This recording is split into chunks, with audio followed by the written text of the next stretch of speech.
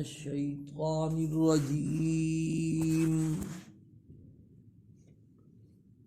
بسم الله الرحمن الرحيم وَلَقَدْ عَهِدْنَا إِلَىٰ آدَمَ مِنْ قَبْلُ فَنَسِيَ وَلَمْ نَجِدْ لَهُ عَزْمًا وَإِذْ قُلْنَا لِلْمَلَائِكَةِ اسْجُدُوا لِآدَمَ فَسَجَدُوا إِلَّا إِبْلِيسَ أَبَىٰ فَقُلْنَا يَا آدَمُ إِنَّ هَٰذَا عَدُوٌّ لَكَ وَلِزَوْجِكَ فَلَا يُخْرِجَنَّكُمَا مِنَ الْجَنَّةِ فَتَشْقَىٰ إِنَّ لَكَ أَلَّا تَجُوعَ فِيهَا وَلَا تَعْرَىٰ وَأَنَّكَ لَا تَظْمَأُ فِيهَا وَلَا تَضْحَىٰ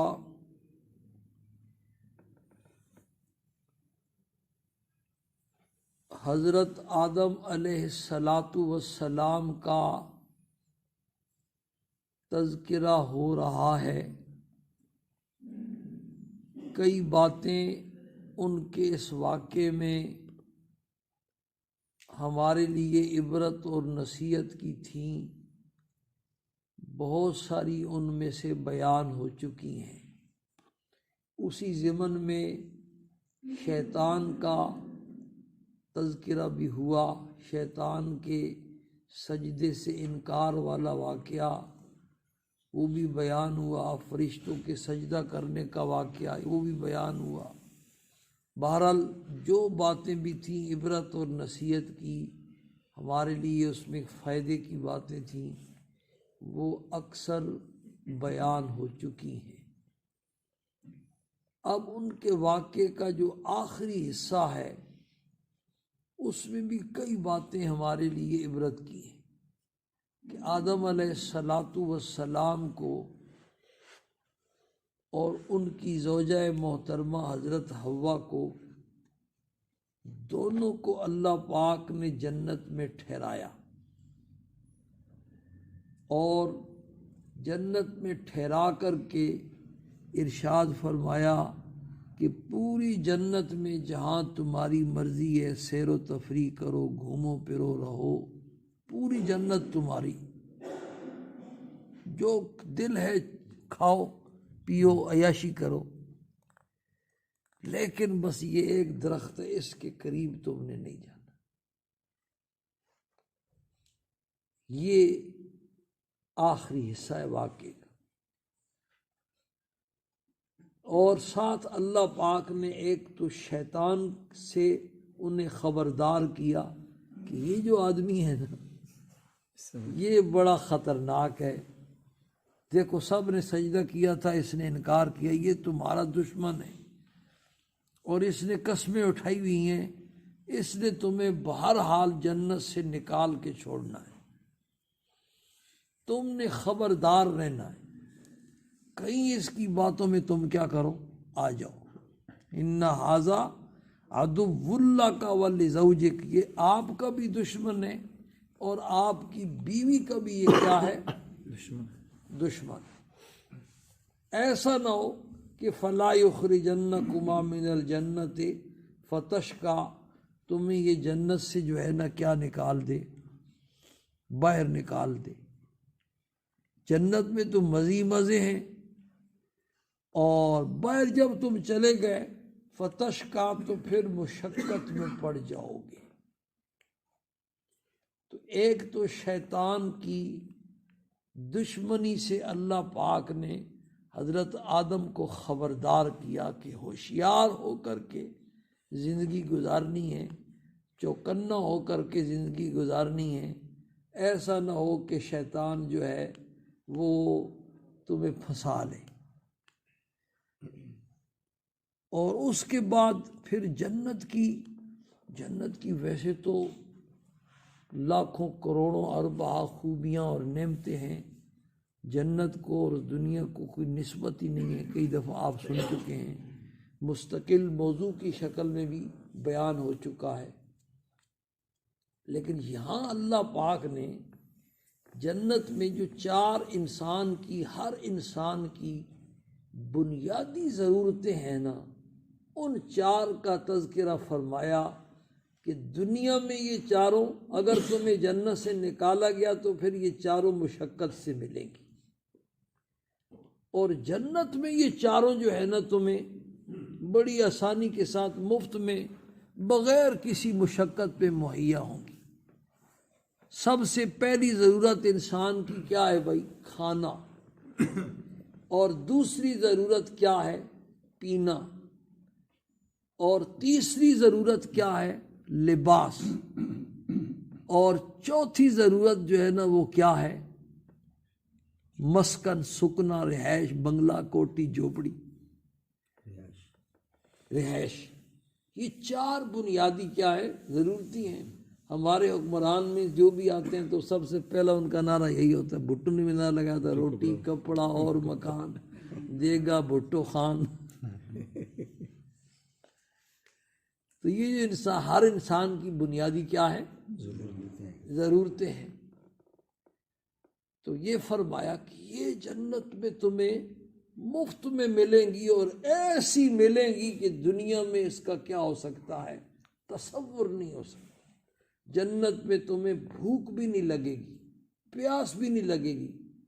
اس پر اشکال ہوا، بھوک نہ لگے تو کھانے کا مزہ کیا ہوا؟ پیاس نہ لگے تو پانی کا مزہ کیا ہوا؟ تو مفسرین نے اس کا جواب یہ دیا ہے کہ بھوک نہ لگنے کا مطلب یہ ہے کہ بھوک کی تکلیف نہیں ہوگی جنت میں، جو دل چاہو گے، جب چاہو گے، جس وقت چاہو گے کھاؤ گے۔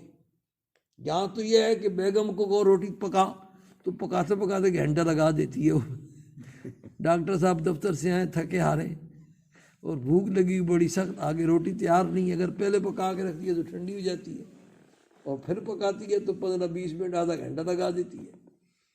میرے اپنے ساتھ ایسا ہوتا ہے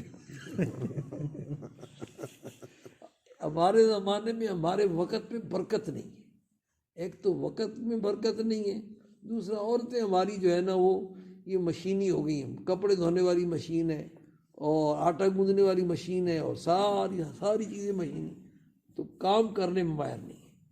حضرت شیخ الحدیث رحمہ اللہ جن کی آپ کتاب پڑھتے ہیں، یہ تبلیغی جو ہے تعلیم ہوتی ہے نا عصر کے بعد، ان کا واقعہ میں نے ان کی اب بیتی میں پڑھا کہ وہ جب سہارنپور میں رہتے تھے تو حضرت شیخ الاسلام حضرت مولانا سید حسین احمد مدنی رحمہ اللہ وہاں سے جب بھی گزرتے، کسی علاقے میں بیان کے لیے جا رہے ہوتے تو سہارنپور رک کر کے مظاہر العلوم حضرت شیخ الحدیث رحمہ اللہ کے ہاں ضرور آتے، مہمان بنتے، تھوڑی دیر کے لیے لیکن آتے ضرور، اور حضرت کے ساتھ 10-15 خدام بھی ہوتے تھے، جہاں بھی جاتے تو اکیلے ہوتے نہیں تھے۔ تو حضرت شیخ الحدیث رحمہ اللہ نے لکھا کہ ایک دفعہ حضرت تشریف لائے اور میں مطالعہ کر رہا تھا اپنی بیٹھک میں، آ کر کے مجھے جو ہے نا ملے، سارے مہمانوں سے میں نے مصافحہ کیا، بٹھایا۔ حضرت تشریف لائے تو گھر میں کوئی چیز تیار نہیں تھی، کچھ بھی پکا ہوا نہیں تھا، اور حضرت کے تشریف لانے کے بعد 21ویں منٹ یا 22ویں منٹ کے اوپر دسترخوان بچھ رہا تھا، مہمانوں کے ہاتھ دھلائے جا رہے تھے اور کھانا لگایا جا رہا۔ اللہ سبحان اللہ، یہ سچا واقعہ، اور کئی دفعہ میں نے پڑھا بھی اور کئی دفعہ اپنے طلباء کے سامنے کسی مسئلے کے ضمن میں بیان بھی کیا، اسی وقت کی برکت میں۔ پھر حضرت نے اس کی آگے تفسیر بھی لکھی کہ میں نے حضرت کو بٹھایا اور بھاگ کے اندر 4-5 عورتیں تھیں، ایک کو کہا کہ تم چولہا جلا کے توا اوپر چڑھا دو تاکہ توا گرم ہو جائے، دوسری کو کہا تم دیگچی اوپر چڑھا دو، تیسری کو کہا کہ تم مسالہ بناؤ، چوتھی کو کہا تم آٹا گوندو۔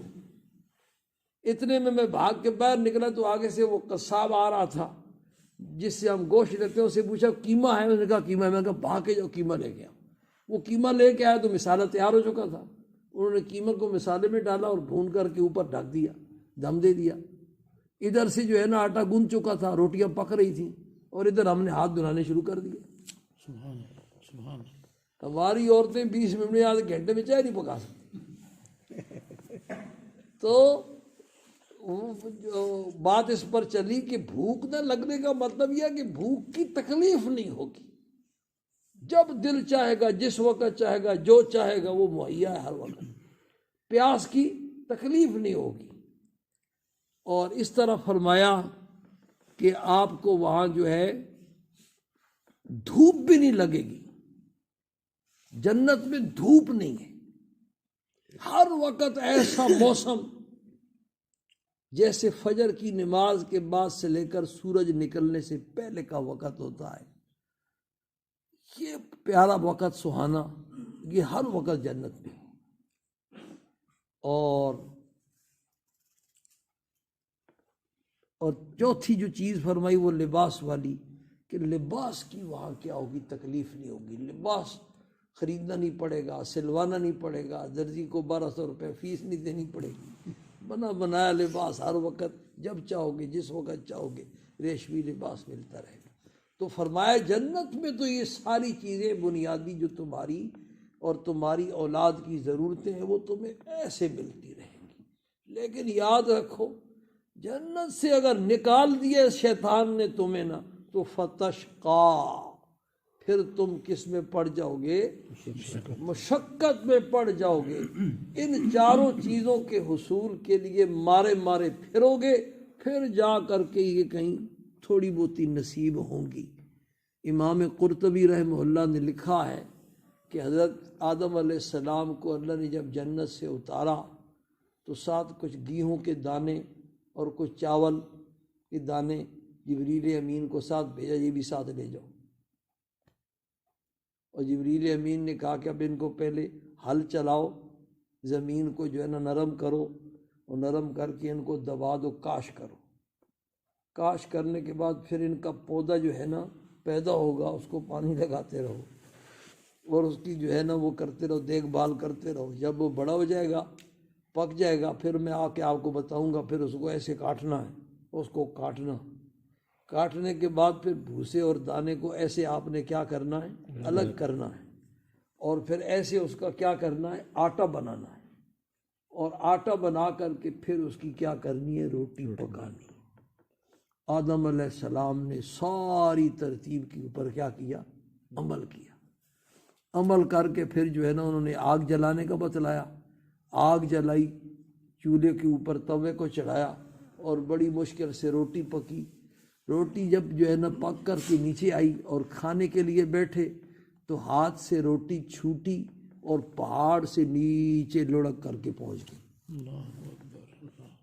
ایک ہی روٹی پکائی تھی اور وہ نیچے لڑک گئی، تو آدم علیہ السلام پیچھے پیچھے گئے، روٹی کے پیچھے پیچھے پہنچے، پھر نیچے سے اٹھا کے لائے، تو جبریل امین نے کہا پتہ چلا ہے نا کہ روٹی ایسے، اب تیری اولاد کو ایسے ملے گی روٹی، مارے مارے پھریں گے تب جا کر کے روٹی جو ہے۔ تو دنیا میں مشقت کے ساتھ یہ ساری چیزیں کیا ہیں، مہیا ہیں۔ پھر درجات کا فرق ہے، کسی کو زیادہ مشقت اٹھانی پڑتی ہے جو، اور کسی کو کم، جو زیادہ پڑھ لکھ جاتے ہیں ان کو تھوڑی مشقت کرنی پڑتی ہے۔ یہ جتنے جو ہے نا سیکورٹی گارڈ ہیں، میں وہاں جامعہ فریدیہ میں جاتا ہوں پڑھانے کے لیے، الحمدللہ 3 مدرسوں میں میں پڑھاتا ہوں، اور ہر مدرسے والوں کو میں گھنٹہ سوا گھنٹہ ہی دیتا ہوں اور میں اپنا کام کر لیتا ہوں۔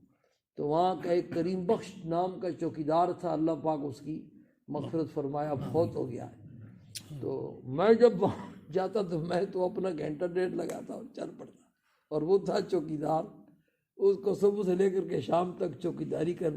تو میں جب وہاں سے گزرتا تو غصے سے بھی کہتا، مذاق سے بھی کہتا، کبھی تو اس کو غصہ بھی آ جاتا، کہتا بس جھاڑ لگ گئی ہے تو میں کہتا تو بچپن میں گولیاں کھیلتا رہا ہے اور میں پڑھتا رہا ہوں، میری جو دہاڑ ہے نا وہ 1.5 گھنٹے کی ہے، اور تیری دہاڑ جو ہے نا 12 گھنٹے کی، تو بچپن میں پڑھتا نا۔ تو بہرحال اس دنیا میں مشقت کے بغیر یہ 4 چیزیں کسی کو مہیا نہیں ہیں۔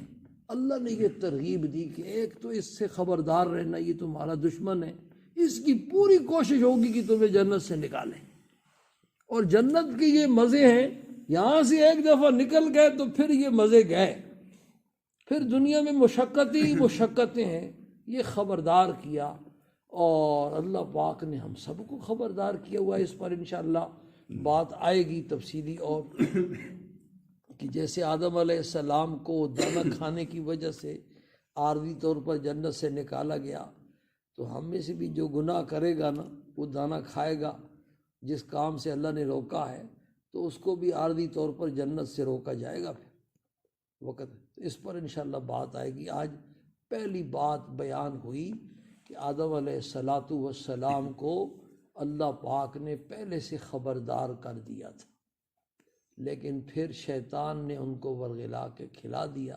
اس پر پھر بات آئے گی۔ اللہ پاک ہم سب کو اس کی سمجھ نصیب فرمائے اور اس پر عمل کی توفیق نصیب فرمائے۔